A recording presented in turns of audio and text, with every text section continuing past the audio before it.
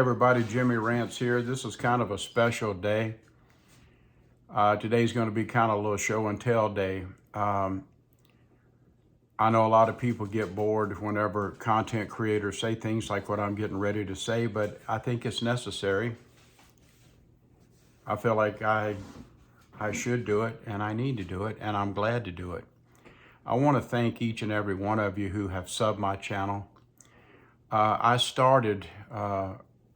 restarted my YouTube channel 8 weeks ago, just 2 months ago. And I had one goal in mind. I wanted to see if I could reach 1,000 subs. That was my goal. That was it. No interest in getting monetized or any of that. That was not my goal. My goal was to do this. Let me show you. Hope you can see it. You see that? I took a screenshot of whenever I hit the 1,000 today, and it really made me feel good. It truly did. And I want to thank you. Again, my motivation here is not money. You know, there's a lot of people on YouTube, content creators, and they'll flip their cameras on and they're showing you a side of life that's really not the way it is. They're painting this picture of maybe glamour or to make them look like they're a little more than what they truly are. I was listening to a friend of mine today. You guys probably know him, Mike from Cheap Off-Grid Living. And he was kind of talking about that today. Go sub his channel. I like Mike. I know that there's a few people that kind of have some issues with Mike, but again, I know Mike personally. I'm talking about face-to-face meeting, enjoying each other's company, and he's really a good guy. And where I'm really in a bad spot about I don't know how to say it, is again, Mike is my friend and he'll always be my friend regardless of what you think.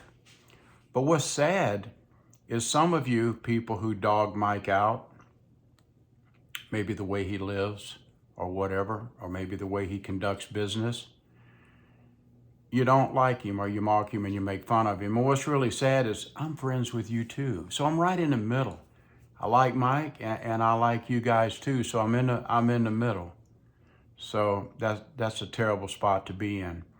But anyway, I want to thank you guys for giving me the opportunity for in just 8 short weeks to reach that 1,000. That's my only goal. Now, it's true, the channel subs could go backwards. It could drop under 1,000. That's very possible. But hey, I hit it.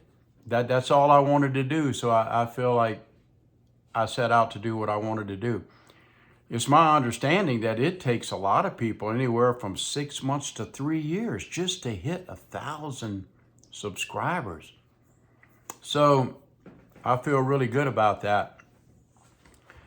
I'm going to talk a few things about myself and about my wife. I have a lot of new people. And so for those of you who have been with me over the past couple months, I know you're probably sick of hearing these stories, but I do have some new people here. And I think they have the right to know, a little bit about me and maybe my life and a few things. So first of all, I'm going to say, get this over with. This is still very hard for me to talk about. It really is. And I'm not going to talk about it a lot. I can't. Well, it breaks me down. I'm only a human being. I lost my wife to cancer. This coming Friday will be 6 months. I can't believe it, 6 months. And my heart is still tore up about it. And I'm going to show you a picture. Now, true, this is a younger picture of my wife, Bobby. Her nickname, she has 2 nicknames. I'll tell you about that in a minute. But this is a younger Bobby. She's so beautiful. I don't know I hope y'all can see that. Well, Bobby, like I said, Bobby has two nicknames, Bobby, of course, which is a nickname. Her real name was Barbara, but a lot of Barbaras get called Bobby. And she had another nickname that was Birdie. Birdie. And Birdie made me feel like a king. Okay, that's all I'm gonna say about that. Now this is a little older picture. More, we can't always have that youthful look, when we were much younger, but this is more, this was Bobby and I. She was getting ready to kiss me. We were downstairs where we kind of keep a lot of preps and stuff. And she was getting ready, she was puckering up to kiss me, and I was puckering up to give her a kiss back. But, I made a video not long ago and I was saying it's the eyes, man. You want to get to me, it's all about the eyes. Man, I love her eyes. And she would put that foo-foo stuff, I don't know what all you call that stuff. I just adored my wife. I did. I have to admit, I really do. I didn't deserve a woman like her. And I'm not just saying that to be cliche. She was a registered nurse. She had a very high degree from a very reputable college.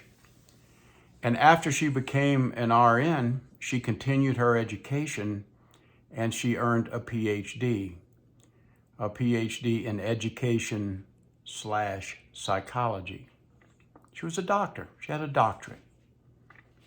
My Bobby was a doctor, not a medical doctor.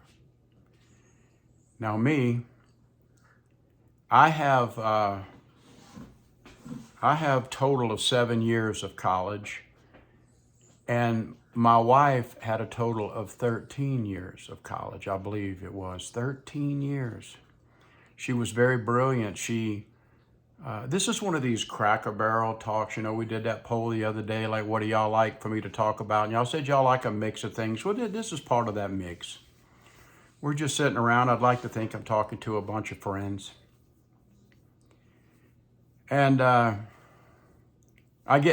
started talking about something, then I get off on something else and I forget where I was. But I guess the bottom line is I just don't feel like I was good enough for her. I really don't. I mean, she could have had a doctor, a physicist, or she was brilliant. She tested at genius level. The only thing I would test out is to be probably a moron. I'd be like a moron in chief. But anyway, I'm just kind of talking about me and Bobby a little bit.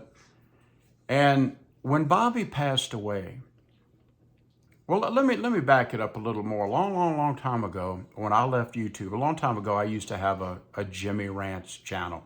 It was a different channel. It was a different time. And I enjoyed doing the Jimmy Rants thing, but it was, it was kind of tough because I ranted a lot differently than I do today, I promise you. And those of you who used to follow me back then, you know what I'm talking about. But when Bobby and I met, and whenever Bobby and we lived together for a year before we got married, we lived in sin. But we wanted to make sure that everything was cool. And we got married. And I know that YouTube can be a home wrecker. It really, truly can. It can be a home wrecker. And I did not want to make my wife what I call a YouTube widow. I didn't want to do that. I loved her too much. I respected her too much. And I made her my life. I really made her my entire life. I really did. And that's what hurt when 6 months ago she passed away, being that she was all of my life, my entire life. Well, when she died, I was lost. I was lost. And I knew I was lost. And as a couple months or so rolled by, 2 or 3 months, I knew I was in emotional trouble. I knew it. And so I thought about, Jim, you got to do something, man. This is eating you up. You got to live. You got to pull yourself together. What can I do? So I felt like I had lost all social contact, because when I was with Bobby for all those years, we mostly were just together. We loved each other's company. We didn't need anybody else. We didn't need anybody else. We were enough together, honestly. Everything that we did thinking of each other, really. Well, when she passed away, and a few months went by, I thought, as I told you a while ago, I am emotionally in trouble. So I said, I wonder if I should maybe go back to YouTube, start fresh. I had a channel that I created in 2018, but that's all I did. I created it, but I didn't do anything with it. I haven't done really anything with it, with the exception of maybe show a few little Christmas villages or a carnival, maybe way, way back in my videos. But I didn't fool with YouTube for many, many years. So I just started it 8 weeks ago. And I thought that it would be nice to be able to give me something to do, because whenever you are a YouTube content creator, it really does take a lot of thought. A lot of you think that you just turn on the camera and you talk and you upload it and that's it. It's really not that. Now, I don't really edit my videos. I do have editing software, but I really haven't learned how to use it yet. I don't really care. I'm kind of one of these talking head type content creators. And so it's not necessary. But the bottom line, I guess, to all of this is, like I said, I didn't want my wife to be a YouTube widow. And I didn't. I just cold turkeyed. I stopped. And then after she passed, I started up my little channel here and worked it and worked it. And again, it's not easy like you think. You know, I mean, what is natural? Think about this, guys. What is natural about talking into a camera? You know, you're talking into a camera. That's why you'll see me. I can't, and I said this before, I can't just stare into the camera and talk I can't. Because that's not the way I talk to people. I look around, you'll see me looking around and stuff, you know, I can't help it. That's just the way I do things. So, a little bit more, I am, for you guys that are new, I am originally from Mississippi Gulf Coast. I was born in a town called Gulfport. Whenever I got old enough, I moved away from the coast and I wanted to go to California, which I did. And that's when I started college and everything. And I guess I had like 3 main careers, I guess, in my life. I don't really talk about them that much. One is I owned an advertising company for many, many, many years. And I also owned another company, and I was a book publisher. Believe it or not. Yeah, I was a book publisher. I published a lot, thousands upon hundreds of thousands of books, magazines, you name it. I even published other people's literary works. It was really fun, very rewarding. It really did me well in life. It helped set me up to pretty much to what I have today. I had another career to wrap up this. I was just to give you the title, it's called a geophysical research consultant. And my best friend and I, we traveled all over the world. We worked together. We worked all over the world, land, sea, air. Mostly I worked on the oceans all over the world, and my job was to measure gravity for the private sector as well as government. It was a very interesting job. I got to see some beautiful places all over the world. A lot of people ask me where was my favorite place that I've ever traveled to. Now, I know, now you got to understand, this was back in 1980 or 81. Things were different, times were different, society was different, thinking was different. But my favorite place, I think, was probably Amsterdam. I absolutely love that place. The canals and the architecture, the windmills, the Rembrandts. I just absolutely adored that place. I also enjoyed Cairo, Egypt. It was extremely, extremely interesting. I could tell you a story about how one night, whenever we were leaving our boat, I mean, this ain't just a little boat, it was a 165-foot research vessel that we worked on. And we were getting ready to come back to the States. Well, on the way back, we wanted to see the pyramids, but it was about 2 or 3 o'clock in the morning. You may remember this, Hal. Hal's my best friend, and I'm talking to you right now, Hal. Remember that night we went there, and no one was allowed to go inside a pyramid, especially at 3 o'clock in the morning. So what did we do? We did like every red blood American would do. We bribed the security. We paid them probably enough money. We probably gave them a year's salary, really, for them to let us go in and give us a tour of a pyramid. And we actually did that. And whenever we were inside of the pyramid, I'm going to make this story quick because this video is longer than I thought it would be.